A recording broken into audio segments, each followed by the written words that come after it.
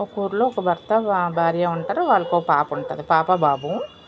అయితే అలా అమ్మాయి 10th క్లాస్ చదువుతుంటుందన్నమాట. 10th క్లాస్ చదువుతుంటే కొద్ది రోజులకి ఇలాగ ఇరుగుళ్ళు పొరుగుళ్ళు ఉంటాయి కదా, ఇరుగుళ్ళు పొరుగుళ్ళు ఉన్నప్పుడు పక్కింట్లోని వాళ్ళు ఆ అబ్బాయికి మ్యారేజ్ అయిపోద్ది, పిల్లలు కూడా ఉంటారు అతనికి.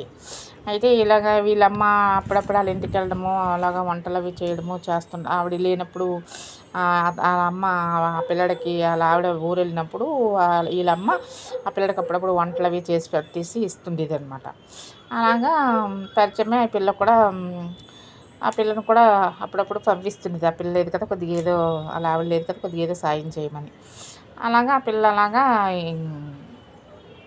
ఇద్దరు ఒకటయ్యి ఆ పిల్ల కూడా అలాగా ఈడేమో ఈ పిల్లని ప్రేమించడం మొదలెడతాడు. ఈ పిల్ల కూడా అతన్ని లవ్ చేస్తుంది. అలాగే ఇద్దరు లవ్ చేసుకొని ఏం చేస్తారంటే అలాగ లవ్ చేస్తుంటారు. లవ్ చేస్తుంటే వీళ్ళమ్మకి తెలుస్తుంది. తెలిసి జాగ్రత్తగా ఉండమని చెప్పి ఏం చేస్తుందంటే సెలవులు కదా, హాలిడేస్ ఇస్తాయి. హాలిడేస్ 10th క్లాస్ ఎగ్జామ్స్ రాసింది. హాలిడేస్ వచ్చిన తర్వాత వాళ్ళ అమ్మమ్మకి చెప్పాలి కదా, వాళ్ళ అమ్మమ్మకి చెప్పకుండా ఆ పిల్లని ఏం చేస్తుందంటే ఇలాగ మా అమ్మాయి ఇలాగ ఒక అతన్ని లవ్ చేస్తుంది, జాగ్రత్తగా చూడండి అని చెప్పకుండానా మామూలుగా హాలిడేస్ పంపిస్తుంది వాళ్ళ అమ్మమ్మ ఇంటికి. వాళ్ళ అమ్మమ్మ ఇంటికి వెళ్తుంది. వాళ్ళ అమ్మమ్మ ఇంటికి వెళ్తే వాళ్ళ అమ్మమ్మ వాళ్ళకి ఏం చెప్పదు. చెప్పకపోతే వాళ్ళ అమ్మమ్మ ఇలాగా 2 రోజులు అలాగ ఇంట్లో ఉంటుంది. ఇంట్లో ఉంటుంటే ఒకరోజేమో వాళ్ళ అమ్మమ్మ ఇలాగే తలదూవేసి ఇంట్లో మనవరాలు కదా, మనవరాలు కాబట్టి ఒక 4 పేటలు గొలుసేస్తుంది అమ్మాయికి మెడలోని వేసి ఆ రోజు సాయంత్రం చక్కగా ఆదివారం ఆ రోజు సాయంత్రం చక్కగా తలదువ్వి జడేస్తుంది.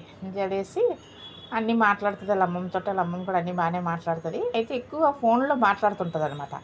అయితే వాళ్ళ మామయ్యలకు డౌట్ వచ్చి ఏంటి ఎక్కువగా ఫోన్లు మాట్లాడుతుంది, ఎవరితో మాట్లాడుతున్నామే గంటల గంటలని ఫోన్ లాక్కొని చెవి దగ్గర పెట్టుకుంటారు. పెట్టుకుంటే అతని పక్క అతను ఏం చేస్తాడంటే పక్కన చిన్న అమ్మాయిని పెట్టుకుంటాడు. చిన్న అమ్మాయిని పెట్టుకొని ఆ ఫోన్ వీళ్ళు లాగినప్పుడు మాట్లాడినప్పుడు ఆ అమ్మాయికి ఇస్తాడు. వీళ్ళకి డౌట్ రాదా నిజంగా ఎవరితో అమ్మాయిలతోనే మాట్లాడుతుంది అనుకొని వాళ్ళు కూడా పెద్దగా పట్టించుకోరు. ఇంకేం చేస్తుంది ఆ మరుసటి రోజు ఈ అమ్మాయి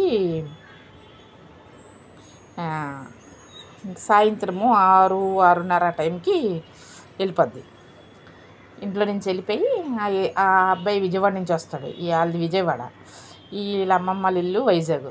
ఆ విజయవాడ నుంచి వచ్చి ఈ బీచ్ దగ్గర కలుసుకొని ఇద్దరు వేరే దగ్గరికి వెళ్ళిపోయి ఆ అమ్మాయిని పెళ్లి చేసుకుంటారు.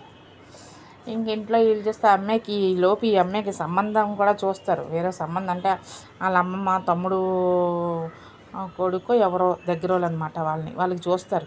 అమ్మాయికి సంబంధం కూడా తయారు చేసి సంబంధం కూడా చూపిస్తే ఆ అమ్మాయి కొన్ని సంబంధం చూపించినప్పుడన్నా కనీసం నేను ఇలాగ ప్రేమిస్తున్నాను, అతనికి ఇలా పెళ్ళయింది, పిల్లలు ఉన్నారనే సంగతి కూడా వాళ్ళ అమ్మమ్మకి కూడా చెప్పదు. వాళ్ళ మావయ్యలు ఉంటారు, ఇద్దరు మావయ్యలు ఉన్నారు. మావయ్యకి చెప్పదు, వాళ్ళ అమ్మమ్మకి చెప్పదు. ఇది చెప్పలేదు. వాళ్ళు ఏమనుకుంటారంటే సంబంధం కూడా చూసినప్పుడు కూడా కనీసం ఒక మాట అయినా చెప్పదు ఆమె. సంబంధం చూసినప్పుడు ఆ అబ్బాయితో వీళ్ళిద్దరూ ఒంటరిగా మాట్లాడుకోవడానికి కూడా ఇస్తారు. వాళ్ళిద్దరు కూడా మాట్లాడుకుంటారు. ఆ అబ్బాయి అంటాడు బీచ్కి గట్ట వెళ్దామంట, అలాగే వెళ్దాం అన్నీ మాట్లాడుతుంది అబ్బాయితో. కానీ నెక్స్ట్ ఈవినింగ్ ఈ అమ్మాయి ఏమో ఇంట్లో జంప్ అయిపోద్ది. ఇంకా వాళ్ళ అమ్మమ్మ గొలుసు కూడా తీసేస్తుంది. ఇంకా ఇంట్లో డబ్బులు కానీ గొలుసు కానీ ఏమీ పట్టుకొని వెళ్ళలేదు. మామూలుగా సింగిల్గానే వెళ్ళిపోయి వీళ్ళిద్దరూ ఆ అబ్బాయి తీసుకుని వెళ్ళిపోయి ఎక్కడో దగ్గర వేరే గుళ్ళోని ఎక్కడో పెళ్లి చేసుకొని తీసుకుని వెళ్ళిపోతాడు. ఇంకేంటి ఇంట్లోనూ రాద్ధాంతం అవుతుంది. రాద్ధాంతం అయిన తర్వాత మళ్ళీ స్టోరీ చెప్తాను.